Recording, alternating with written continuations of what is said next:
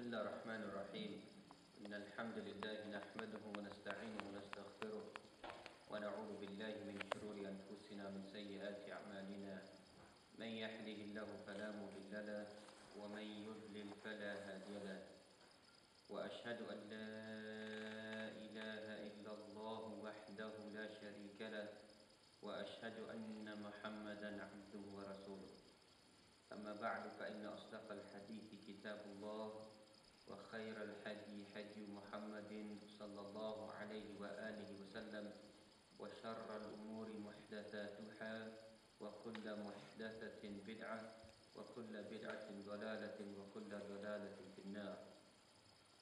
After praising Allah subhanahu wa ta'ala and sending immense greetings and salutations upon the final Prophet Muhammad sallallahu alayhi wa alihi wa sallam, come to today's discussion about being the youth and looking at the future of the youth. As many Islamic ulama have written, scholars, and likewise that which is known as mufakkirun, thinkers and activists, that the future of Islam rests upon the future of the youth.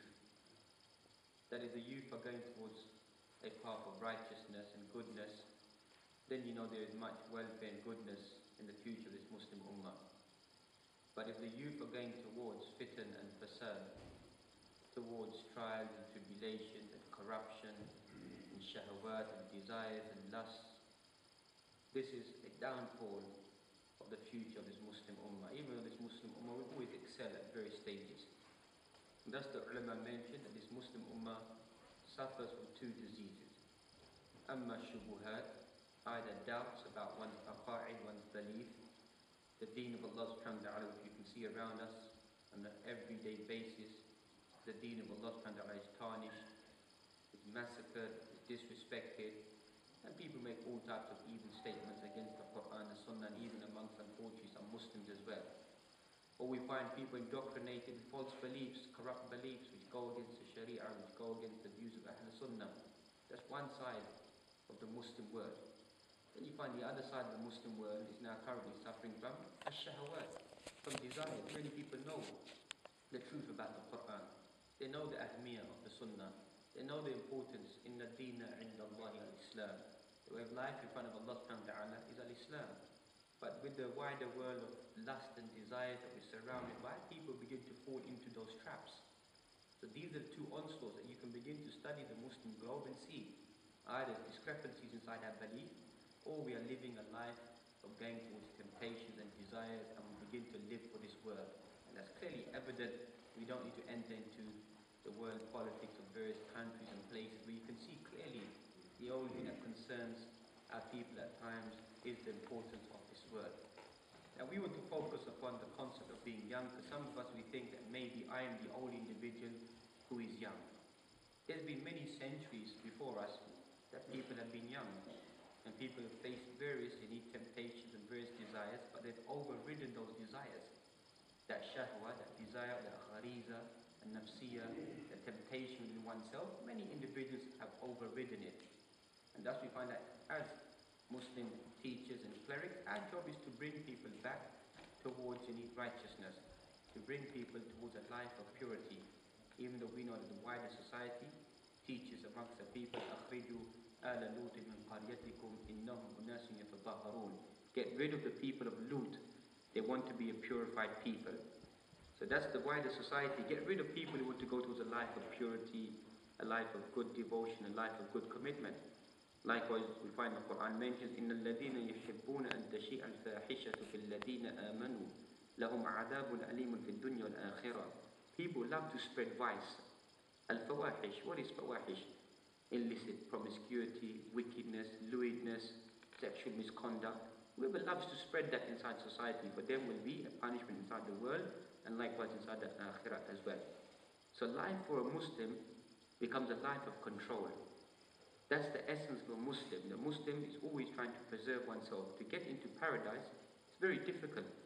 And that's when Allah subhanahu wa ta'ala created paradise, or when paradise was created, Jibreel alayhi salam went to paradise and saw it. And said, Ya Rabb, whoever sees the glamour, the glitter, the blessings, the bliss, the na'im, will want to just dive straight into paradise. And likewise, when he visualized Jahannam, said, whoever sees the anguish, the pain, the punishment, the torture, the fire, the burning blaze, we want to stay away from it. So Allah subhanahu wa ta'ala said, cover up paradise, حُفَّتِ النَّارُ بِالشَّهَوَاتِ وَحُفَّتِ الْجَنَّةُ بِالْمَكَارِهِ. Cover up the hellfire with desires. Remember when we began with every single path of desires, unfortunately leads one closer to the hellfire. And cover up paradise with obstacles. So there's going to be obstacles to get into paradise. It's not as many of us may think that my father was an imam, or I come from a Muslim country, or I've been to Umrah, I've been for Hajj, my mother wears the hijab, or someone in my family wears a niqab, or someone in my family grows a beard. This suffices me. وَلَا تَزِرُ وَازِرَةٌ وِزْرَ أُخْرَى. No individual carries the burden of another individual. That's Christianity, that's Catholicism. That's what they believe, that somebody else carries the burden. That's what they believe, that Jesus died for the sins of mankind. And that's beginning to trickle into our mind, that as long as I have a pious member in my family, then that's enough for me.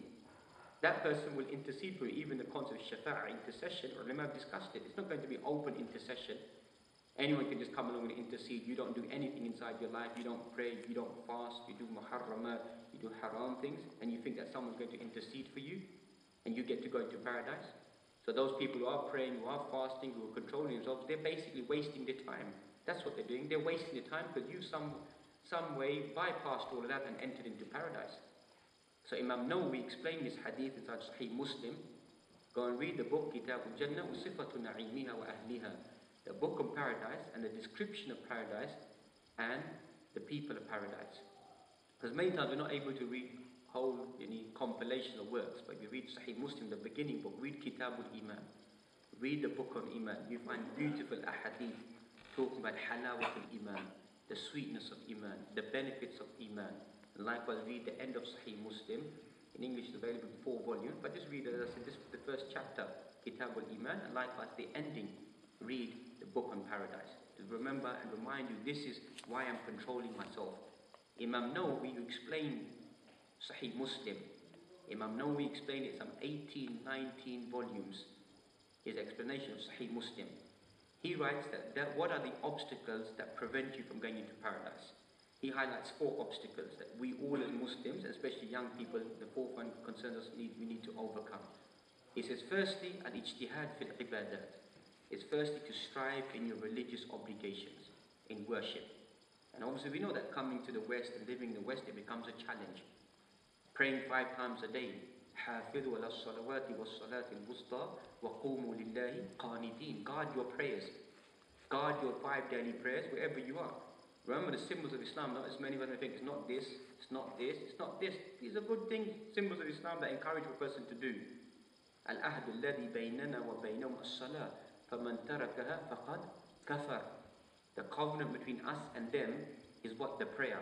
Whoever leaves the salah, leaves the prayer, has become, some ulama, a large portion of them say, has become a disbeliever.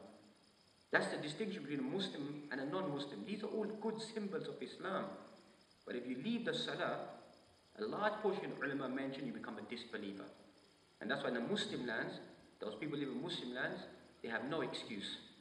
Because they hear the adhan, the advice is given, the reminder is given, the khutbah always given, you find shops are closed. But obviously if people have a sickness inside their heart, فِي قُلُوبِهِمْ مَرَضٌ فَزَادَهُمُ اللَّهُ مَرَضًا, a sickness inside their heart, that sickness comes out.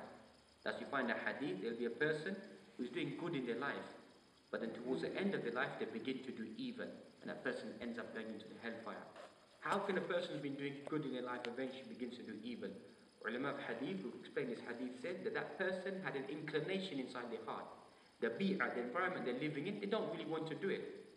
I've traveled through many of the Muslim countries. See, many of the Muslim lands, most people are not really interested.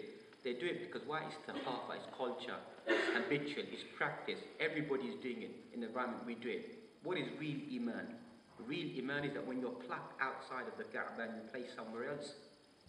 When the Prophet Muhammad said to Mu'adh ibn Jabal, ittaqillah haythuma kunt. Fear Allah subhanahu wa ta'ala wherever you are. At-taqwa, taqwa Allah subhanahu wa ta'ala is not just outside the house of Allah subhanahu wa ta'ala or inside the house of Allah subhanahu wa ta'ala. Wherever you are. وَهُوَ مَعَكُمْ أَيْنَمَا كُنْتُمْ وَاللَّهُ بِمَا تَعْمَلُونَ بَصِيرٌ. Allah subhanahu wa ta'ala is watching